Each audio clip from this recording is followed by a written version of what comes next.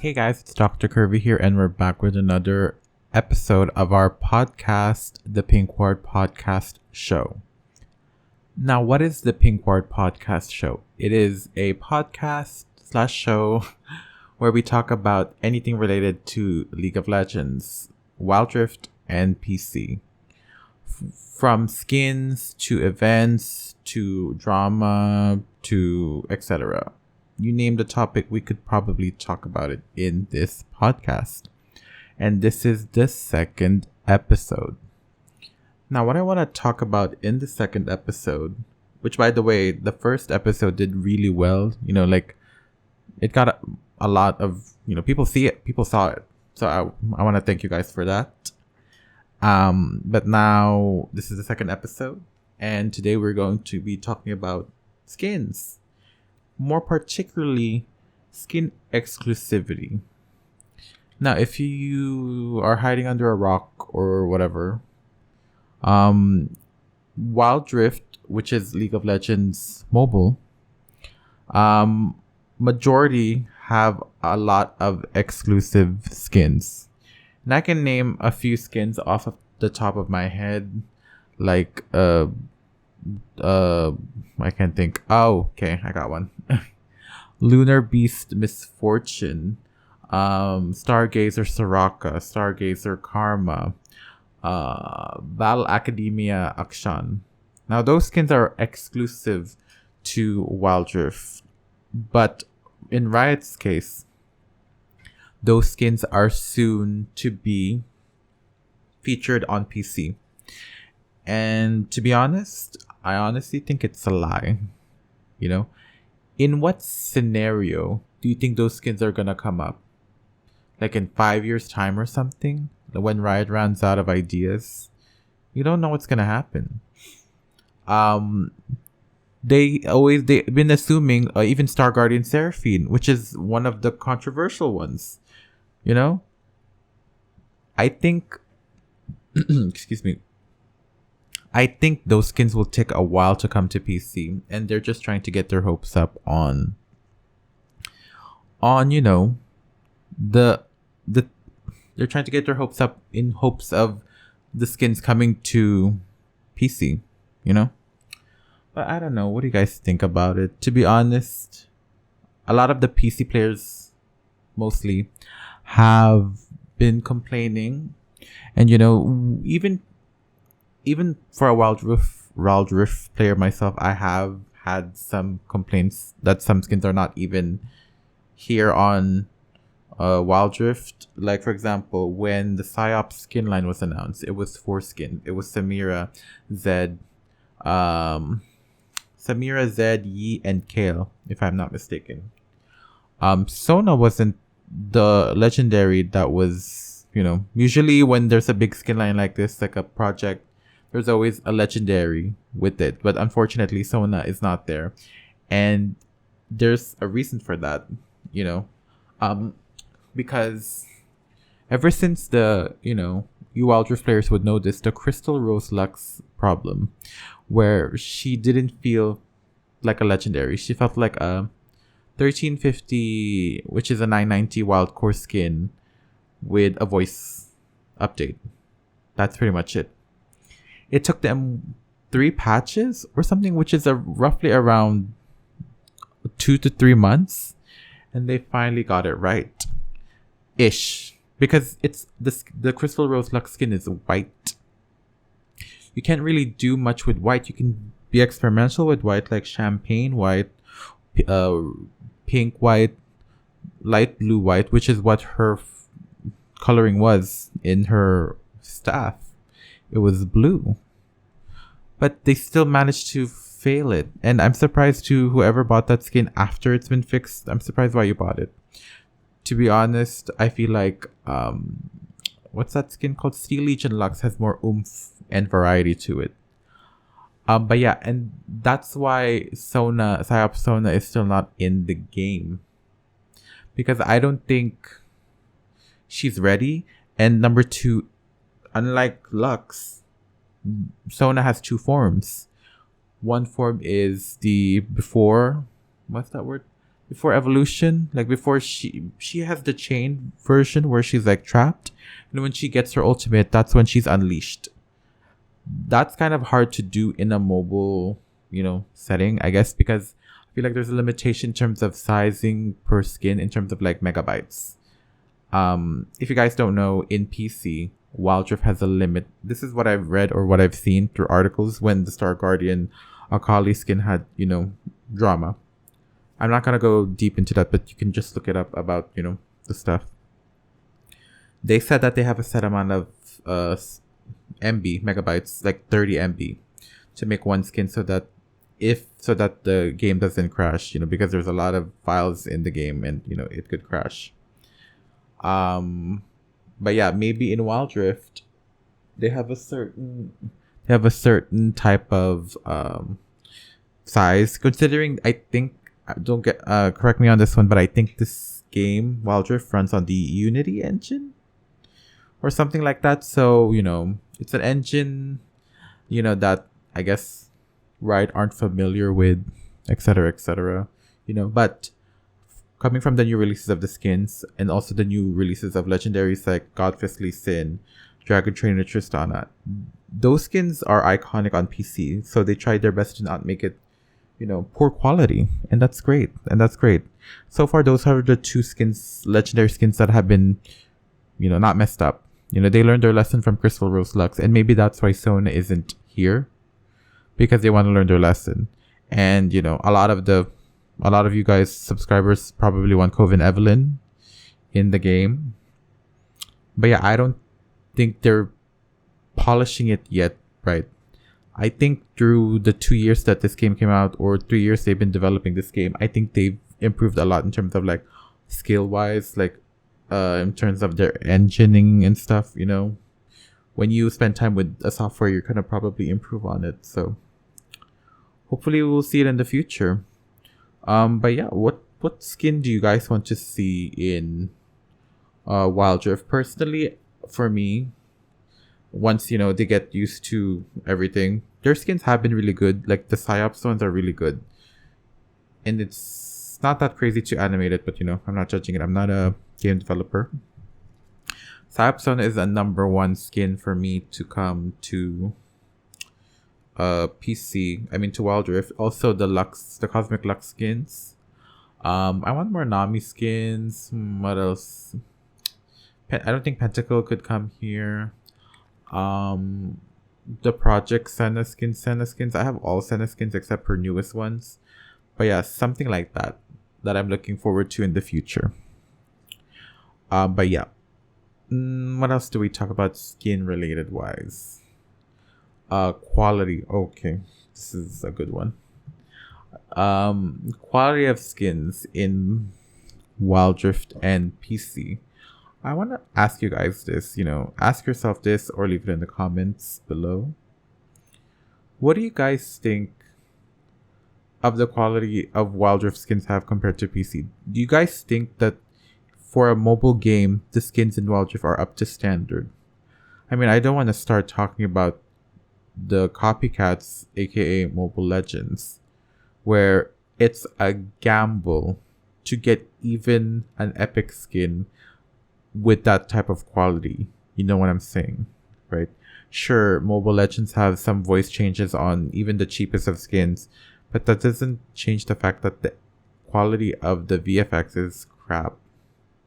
In my case at least, the quality, you can figure out which is a good skin quality from a mile away, like an epic skin.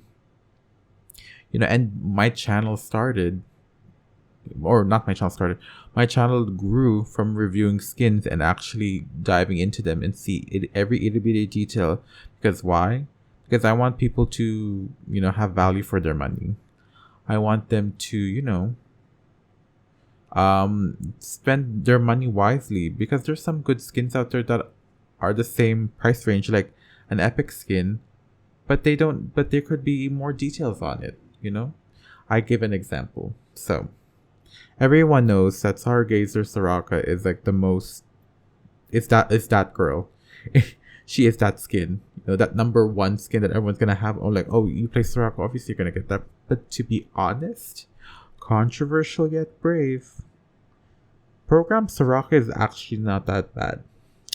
And this goes the same with Nami for program Nami compared to Splendid Staff Nami. Hear me out. Well, you are gonna hear me out. This is a podcast. The one difference that makes those two skins a big deal is the voiceover change. I'm gonna tell you this: if you guys are ever buying a skin for a champion that you like, and check all their skins, check if there's a voiceover change in their skins, whether it's an echo. This does include Sona, because her voice is an echo. An echo, like a robotic filter, a deep filter, a monster filter. Having a voice filter on a skin kind of changes the bar for me a little. I was watching spotlight videos on wildrift in my free time, and then I noticed Soraka's program skin. It's not bad. I know the model's kind of off, but the original skin came out in 2018, 4 years ago, and it's not bad. It still looks on par with on PC. I think I feel like they developed that skin in wildrift at the same time. But yeah, it's really nice. And program Nami. Now I'm not asking you guys to buy that skin because I don't want to be, I'm not sponsored or like, whatever. Someone said in my comments, whenever I make a video, they get obligated to like buy a skin, and I'm like, I am not responsible for that. Please save your money on on your fundings that you need to use, and then if you have extra, splurge a little. But when I saw program Nami, I really loved the VFX. I kind of overlooked it, the VFX now, like wow. And the ultimate, whoa, it's like a virus wave or something, particle wave. And the voice, that's the selling point. And that's what made me love the skin in the end. I have it on my wish list now in the future, and I wish I could get it. I really love that skin. But yeah. That's why going back to what I'm saying, that's why you need to really check, and if you guys can't recognize if the skin, for example, if there's two epic skins on the champion that you love but you can't decide, just do a side-by-side comparison or ask me. My channel started off as my channel grew because I started reviewing skins and finding their detail, and I do check every frame and see like if they added more effort to it, etc., etc. You can tell in a skin line which character had the most effort. I can tell you this in the Star Guardian skin line in Wildrift, the one that just came out around in June, July. The most valuable skin to me was Oriana. Follow that up with Senna. I'm not gonna count the ones that came out already on PC, because I feel like that's kind of like a copy pasting, even though it's a different engine, it's still a copy pasting. Oriana and Senna, those skins were really good, and especially Oriana. I have the Senna one, and it's so satisfying to use it. The sound effects is great. The home guard animation could use some love. They didn't swirl around like Misfortune, Ari did in their skin lines. Even I think Zion Rakan, their legendary skins have that. But besides the fact, it's really nice. Oriana was the loved one because I guess her thematic was different because, she's usually a robot, but she's now human. But this is a drawback to that Oriana skin though. She's a human in the Star Guardian universe, or an android, right? They could have at least removed the voice filter robot. Can you imagine how much people would be shocked when they find out that, that skin is removed? Like that voice filter was removed. That would have been so crazy. But yeah, skins really are great. Skins are really great. But remember, guys, they don't that doesn't mean you're a good player. Skins are skins. They don't equal skills. And if you guys see my Sona guide video, the Diana was complaining about how, the Akali has no skins. But being real, the ones without skins are more scarier than you think. Because, I don't know, because it's the original skin and they're actually doing well. That's what I like about the skins in Wild Rift. They're cosmetic. Unlike other MOBAs that I've played on my phone, Legends of Ace, Mobile Legends, I think Arena of Valor does this as well. Every single one of those games has a buff, +8 attack, +8 attack, +8 this, +8 stat. That's kind of pay to win. A small increment of stats could make a difference in a game. So I really appreciate what Riot did with the skin system in this game. In terms of Wild Rift, PC is a little crazy. There's a lot of skins that are vaulted. You can only get them through the chest feature, and the chest feature in PC is great. The Hextech chest, because I've gotten 3 legendary skins from the Hextech chest alone. I think I got High Noon Ash and High Noon Senna. And I've gotten most of my Senna skins from the chests. I've gotten 3 Morgana skins from Hextech chest. And it's not a bad feature, but there is some caveats to this, especially, with mythic skins. If you guys don't know what the mythic skins are, it's like what are the skins? Like Hextech Annie, or the prestige skins like Cyber Halo Janna, Bewitching Misfortune Prestige, etc., etc. I don't think Wild Rift will implement that feature to, their game, because it's a mobile game. If you start adding some weird pay feature, then that's kind of snake oiling it a little bit. That's kind of dangerous. However, Southeast Asian servers have experienced their first gacha, I think, with the Cosmic Lulu and Cosmic Yi skins. I thought I was gonna get those. Surprisingly, they were just in my store, along with the border sets and all those emotes. So at least I didn't experience it. Thankfully, it was mostly Asians, and I don't think Riot is willing to risk their luck on using it for other countries, because I feel like that will be a controversy at itself.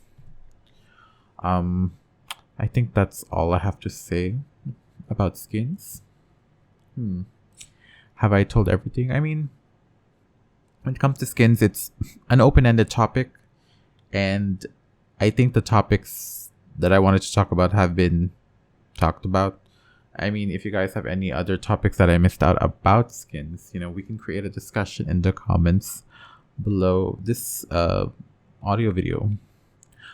And thank you guys for watching this second episode of my Pink Ward podcast. I hope you guys like the video. Dislike it if you don't. Subscribe and make sure to hit the notification bell for whenever I upload a new video. I do gameplays, skin reviews, reactions. If I'm bored with Wild Rift, I will probably do this podcast. As you can see, I post new videos of this podcast every Tuesday. And right now I'm trying to branch out my channel a little bit more as a VTuber, which, by the way, there is no VTuber model right now here, because podcast is a podcast. So yeah, I'm trying to branch out now. There is, side things that I want to do, like finishing and doing a let's play. That would be nice. I'm starting to feel a little, not burnt out, but exhausted, like with the content with Wild Rift sometimes, because I pump so much out. So I guess I'm going to, find other games that I could, make gameplays with, whether it be a well-known game, like a AAA game, an indie game, etc., etc. I want to have fun, and I'm willing to do it. Yeah, you can also join my Discord. My Discord is in the link in the description below.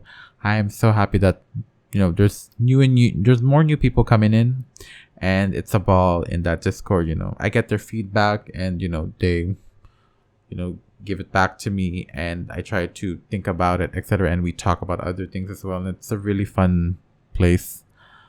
What else do I talk about? Okay. Oh, I forgot. You can also donate me on Coffee. You can tip me so you can be supporting the channel, this show, and me personally. And I will be grateful for it. And yeah, I know this podcast was a little short, around 20 minutes, but I think that's a good time for a topic about skins.